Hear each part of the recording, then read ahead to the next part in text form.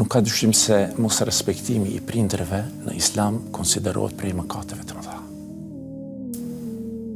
Në moment kur një fëmijë nuk I respekton prindërit e vet, nuk është I mëshirshëm me ta, nuk sillet me sjellje të mira ndaj tyre, ai me këtë bën një mëkat, një gjunah. I dërguari Allahu sallallahu alaihi wasallam ka thënë: "Ala unabbiukum bi akbaril kabair?" A dëshironi t'ju tregoj për mëkatet më të mëdha? Dhe këta e ka përsëritur 3 herë.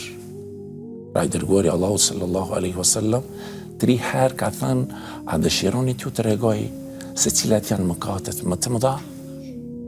Qalu bala ya Rasulullah. Shokët e tij thanë: "Gjithsesi o I dërguari Allahut." Ai tha: "El-ishraku billah", ti bësh shirk Allahut, ti përshkruash shok Allahut. Wa uququl walidain, dhe mos respektimi I prindërve.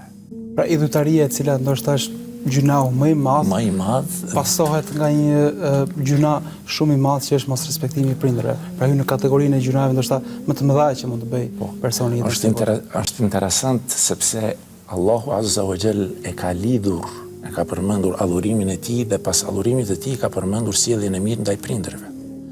E këtu me këtë rast I dërguari Allahut sallallahu alaihi wasallam e përmend mëkatin më të madh që mund t'i bëhet Allahut Azza wa Jall.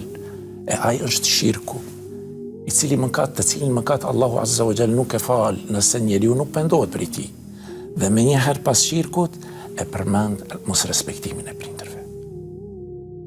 Prandaj mos respektimi I prindërve bën që fëmia të ketë jetë të vështirë në këtë botë.